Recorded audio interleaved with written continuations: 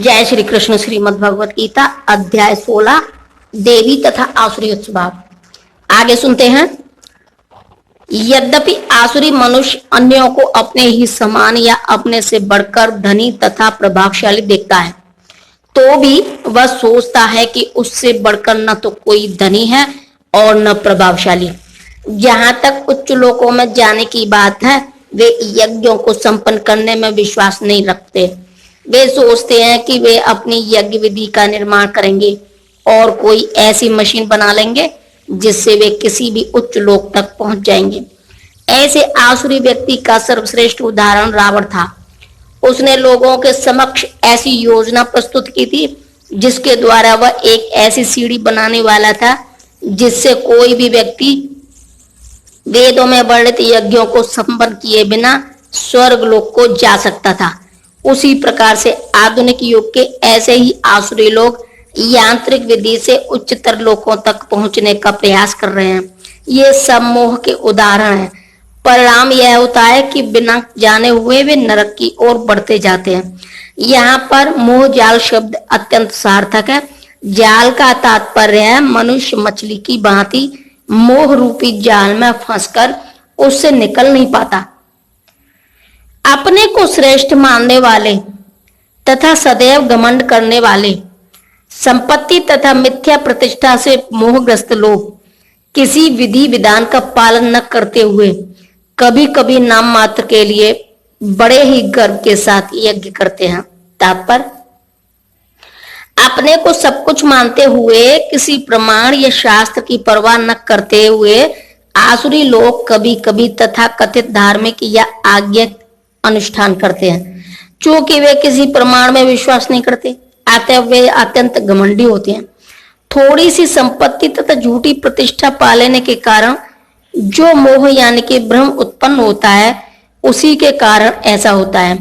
कभी कभी ऐसे असुर उपदेशक की भूमिका निभाते हैं, लोगों को भ्रांत करते हैं और धार्मिक सुधारक या ईश्वर के अवतारों के रूप में प्रसिद्ध हो जाते हैं। वे यज्ञ करने का दिखावा करते हैं या देवताओं की पूजा करते हैं या अपने निजी ईश्वर की सृष्टि करते हैं। सामान्य लोग उनका प्रचार ईश्वर कहकर करते हैं, उन्हें पूजते हैं और मूर्ख लोग उन्हें धर्म या आध्यात्मिक ज्ञान के सिद्धांतों से बढ़ा चढ़ाकर मानते हैं। वे सन्यासी का वेश धारण कर लेते हैं और उस वेश में सभी प्रकार का अधर्म करते हैं। वास्तव में संसार में विरक्त होने वाले पर अनेक प्रतिबंध होते हैं, लेकिन ये असुर इन प्रतिबंधों की परवाह नहीं करते। वे सोचते हैं जो भी मार्ग बना लिया जाए वही अपना मार्ग है। उनके समक्ष आदर्श मार्ग जैसी कोई वस्तु नहीं जिस पर चला जाए। यहाँ पर अविधि पूर्वकम शब्द पर बल दिया गया है, जिसका अर्थ है विधि विधान की परवाह न करते हुए ये सारी बातें सदैव अज्ञान तथा मोह के कारण होती हैं। मिथ्या अहंकार, बल, दर्प, काम तथा क्रोध से मोहित होकर आसुरी व्यक्ति अपने शरीर में तथा अन्यों के शरीर में स्थित भगवान से ईर्ष्या और वास्तविक धर्म की निंदा करने लगते हैं। तात्पर्य, आसुरी व्यक्ति भगवान की श्रेष्ठता का विरोधी होने के कारण शास्त्रों में विश्वास करना पसंद नहीं करता। वह शास्त्रों तथा भगवान के अस्तित्व इन दोनों से ही ईर्ष्या करता है। यह ईर्ष्या उसकी तथाकथित प्रतिष्ठा तथा धन एवं शक्ति के संग्रह से उत्पन्न होती है। वह यह नहीं जानता कि वर्तमान जीवन अगले जीवन की तैयारी है। इसे न जानते हुए वह वास्तव में अपने प्रति तथा अन्यों के प्रति भी द्वेष करता है। वह अन्य जीवधारियों की तथा स्वयं अपनी हिंसा करता है। वह भगवान के परम नियंत्रण की चिंता नहीं करता, क्योंकि उसे ज्ञान नहीं होता। शास्त्रों तथा भगवान से ईर्ष्या करने के कारण वह ईश्वर के अस्तित्व के विरुद्ध झूठे तर्क प्रस्तुत करता है और शास्त्रीय प्रमाण को अस्वीकार करता है। वह प्रत्येक कार्य में अपने स्वतंत्र तथा शक्तिमान मानता है। वह सोचता है कि कोई भी शक्ति, बल या संपत्ति में उसकी समता नहीं कर सकता। अतः वह चाहे जिस तरह कर्म करे उसे कोई रोक नहीं सकता। यदि उसका कोई शत्रु उसे इंद्रिय कार्यों में आगे बढ़ने से रोकता है तो वह उसे अपनी शक्ति से छिन्न भिन्न करने की योजना बनाता है।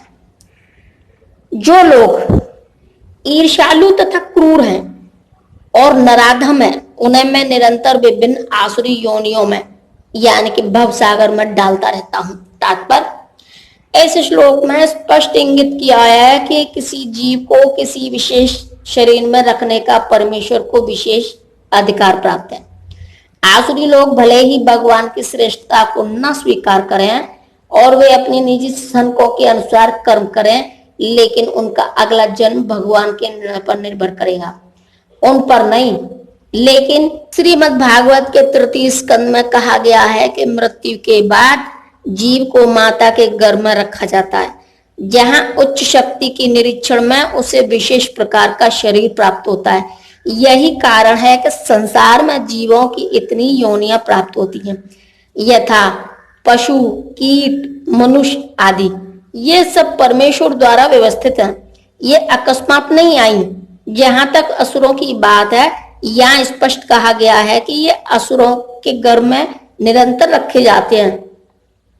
इस प्रकार ये ईर्ष्यालु बने रहते हैं और मानवों में अधम है। ऐसे आसुरी योनि वाले मनुष्य सदैव काम से पूरित रहते हैं, सदैव उग्र, घृणास्पद तथा अपवित्र होते हैं। जंगलों के अनेक शिकारी मनुष्य आसुरी योनि से संबंधित माने जाते हैं। जय श्री कृष्ण।